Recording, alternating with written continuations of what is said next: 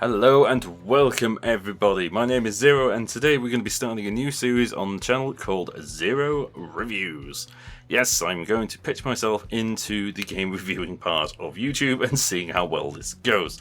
And my first one for the series is going to be Hellpoint, the game created by Cradle Studios and published by TinyBuild, the same people who published Hello Neighbor. Now, I've never heard of Cradle Studios before. I believe this might actually be their first game. I'm not entirely sure on that. Please, if somebody knows different, please tell me down in the comments because I generally couldn't find anything else out about them. But there you go. It's been released on Steam for £27.79. That's in Great British pounds and pence, which I believe is going to be around the $35 US mark. Without further ado, let's get going. Alright, the first impressions of the game, obviously, as one could expect, was that it felt very much like Dark Souls. It is definitely pitching to the Souls-like market, especially with its combat, its aesthetics, and also its gameplay mechanics. You start off on a space station where everything is just completely broken and there's quite a lot of enemies around, and you basically just have to survive for the time being. Nobody really knows what's going on, especially not the player, because there's no description given, just survive. This is pretty much par for the course from any of the Souls-like series, so there's nothing new to be said there. Quickly moving on to the actual gameplay mechanics. Now, the actual combat in this game is pretty quick-paced. It's quite common for you to be outnumbered by a lot of different enemies, and the attacks come thick and fast. However, you do have pretty good counters against them. You also have your own quick counter attacks, as well as your dodges and obviously shields. You also have plenty assortment of ranged weapons to use, such as a glowing box that shoots projectiles, guns, as well as some magical staffs. Leveling is done again in the simple Souls-like fashion. You have different stats to choose from, and each stat does something a little bit different and allows you to equip different equipment. For example, using Foresight, you can equip some more arcane magical abilities and equipment, whereas if you went for Strength, you would obviously want to be wielding the heavier stuff. Special attacks aren't you actually learned from different areas, they actually learned from the weapons themselves.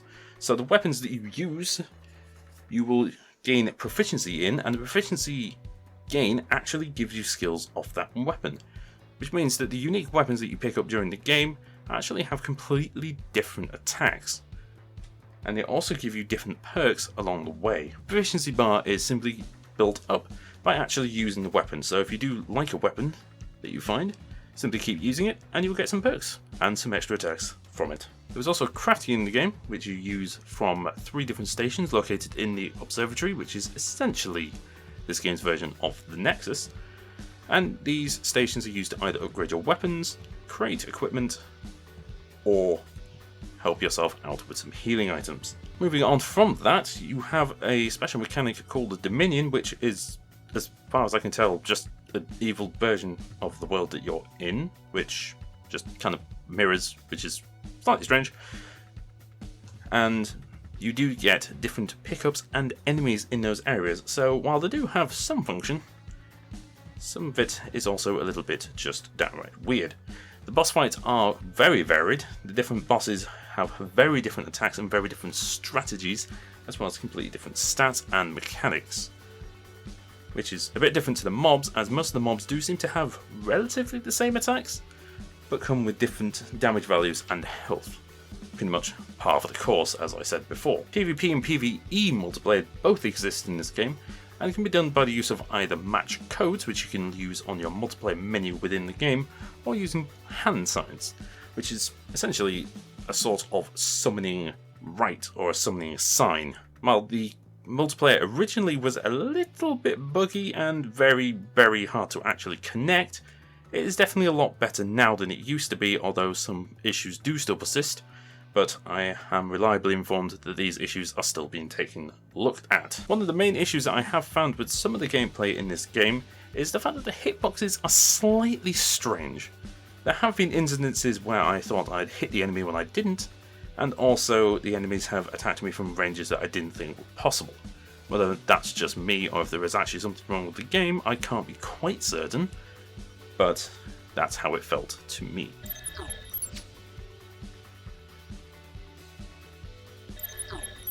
Moving on to the next section, the story.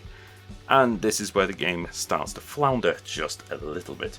I found the story of this game quite hard to follow, and if I'm going to be completely honest, I still don't fully understand what's actually going on. The problem is that it does suffer the same sort of fate that Souls-likes give, where it seems to be that the gameplay is more important than the story. It seems to be there's just a very light, overarching story over the entire situation, without it actually being fully explained. Whether that's just simply because of my lower playtime compared to other people who play the game, or whether it's just, a short story, I genuinely do not know.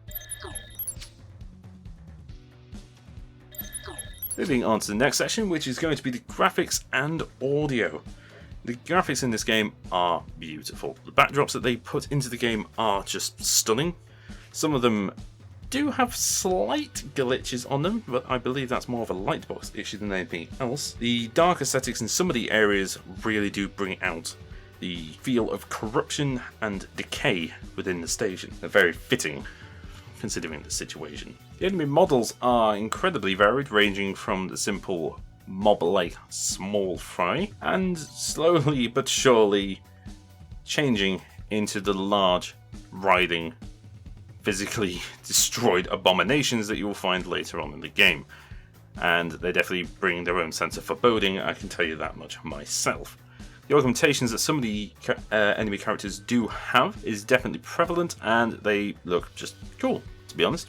The audio is also pretty good. As you're walking around the station, you will get ambient sounds, which pertain to the station either falling apart or just generally breaking. But the only issue that I did have with some parts of the audio is, well, for some reason your footsteps are quieter when you're running than when you're walking, which I don't think is physically possible, but there you go. The combat sounds are also brilliant, and they sound very, very visceral when you hit the enemy, and also when the enemy hits you, although sometimes the groans of being hit are slightly weird, but maybe that's just my personal impression.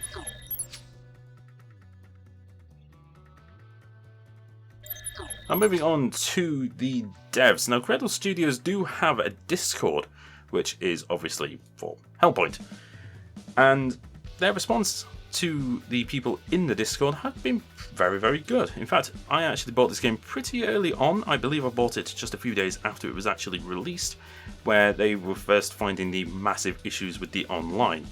However, they were more than happy for people to help them. They didn't just sit there and say, well, we'll fix this and we'll tell you when it's fixed. In fact, their community manager, I believe, actually sent out codes to the people who actually wanted to help see the game developed. They sent out codes for the developer side of the game, or the developer update for the game, I should say. And through this, people were actually able to test things and report back to the developers themselves, which they were able to use the fixes and actually fix up the multiplayer. They definitely come across as very passionate to the game, let's say that. Alright, I think that'll do it for the general review. Now for my conclusions. I would say that if you wanted a good fighting experience that you will have obviously found from the early games, such as Dark Souls, Bloodborne, Demon Souls, and maybe even some of the other Souls-like, I would definitely say this is a recommendation. Although I would also say that the $35 price tag may be a little high for the game that it actually is, but I'd say it's worth at least giving it a go. However, if you are looking for a big RPG that's got a lot of questing and a very detailed story, and you're looking to do adventuring and quests, I would say that this is probably not going to be the game for you. If you do like your combat, you are definitely going to find at least some enjoyment in this, even though the multiplayer is still a little lacking, and the questing is basically almost non-existent. But that's been my review for Hellpoint. I hope you guys have enjoyed it, and I will see you in the next video. Bye bye.